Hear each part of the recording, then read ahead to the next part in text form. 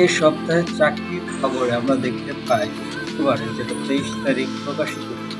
এখানে প্রথমেই দেখা যাচ্ছে যে বাংলাদেশ পল্লী বিদ্যুতায়নে পদসংখ্যা হচ্ছে 150 লোক নিয়োগ দেওয়া হয়েছে।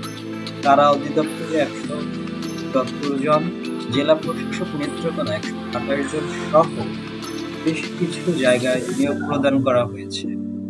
প্রবাসী কল্যাণ ও বৈদেশিক কর্মসংস্থান মন্ত্রণালয়ে এর পদসংখ্যা 25 জন এবং বাংলাদেশ মহাকাশ গবেষণা ও দূর অণুবীক্ষণ প্রতিষ্ঠানে 26 জন লোকের নিয়োগ দেওয়া হয়েছে। উপজেলা স্বাস্থ্য ক্লিনিকে নিয়োগ দেওয়া হয়েছে 1563 জন।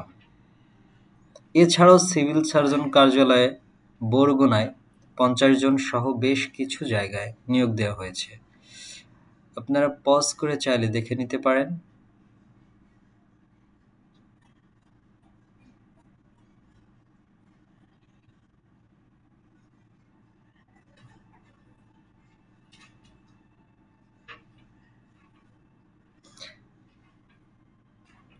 এটিএম এছাড়াও বেসরকারি বেশ কিছু প্রতিষ্ঠানে চাকরি নিয়োগ দেওয়া হয়েছে। আপনারা চাইলে আবেদনও করতে পারবেন। এখানে টিএমএসএস এর চাকরি 2900 জন লোক নিয়োগ দিয়েছে। প্রতিরক্ষা মন্ত্রণালয়ে 42 জন, কাস্টমসে 76 জন,